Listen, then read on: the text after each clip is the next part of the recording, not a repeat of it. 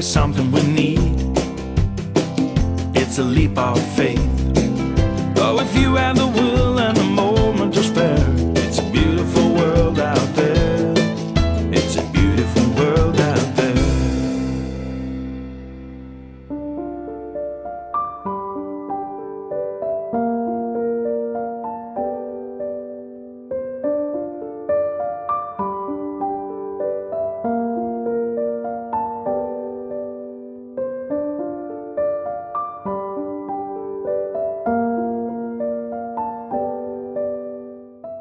We start our walk at the car park to the east of Callendar Park, close to the First Battle of Falkirk.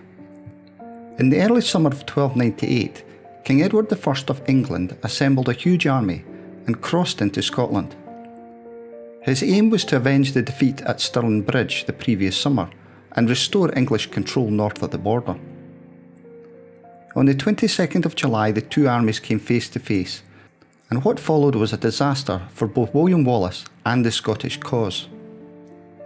It is believed that many of the Scottish nobility were unhappy to be under the command of Wallace, whom they thought to be of a lower rank, and deliberately withdrew early. The Scots were doomed. With key elements of the Scottish army fleeing, the English ripped through their defences. Wallace and most of his men fled north and east. However, St John de Graham, Wallace's right-hand man, perished in the battle. 7 centuries later, many of the remains from the battle have still not been found.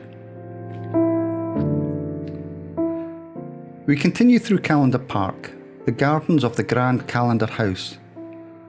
This house was the seat of power in the Falkirk area for almost 1,000 years. The original structure was located at Palace Hill, just behind the Antonine Wall, at the east end of the park. It was a huge wooden hall, some 80 foot long and 30 foot wide. The structure has been carbon dated to 981 AD. In the 14th century, the old hall was abandoned and a new hall was built. After a number of alterations throughout the centuries, we are left with the current building. From the 14th to the 18th centuries, it was under the ownership of the Livingston family.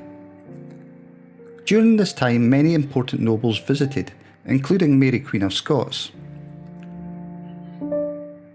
Lady Anne, the last Livingston to own the property, gave hospitality to Bonnie Prince Charlie before the Battle of Falkirk in 1746, but after his defeat at Culloden, Lady Anne's husband, the Earl of Kilmarnock, was beheaded for treason. The estate was forfeited and purchased by the York Buildings Company, who leased it back to Lady Anne and her son until his death. In 1963, the house and some parkland was bought by Falkirk Council, and a restoration project commenced in the 1980s. As we leave the grounds of Callendar Park behind, we join the towpath of the Union Canal. The canal runs from Falkirk to Edinburgh and was built in 1822 with the aim of bringing minerals, especially coal, to the capital. For 20 years it was hugely successful, but with the arrival of the railway in 1842, the canal started to decline, and by 1965 the canal was closed completely, although much of it had been backfilled by the 1960s. In the 1990s, a group of locals started a campaign to reinstate the canals to their former glory, which ultimately resulted in the famous Falkirk Wheel boat lift being constructed at a cost of £42 million in 1999. This allowed the Union Canal and the Forth and Clyde Canal to be connected, thereby providing a continuous waterway between Glasgow and Edinburgh.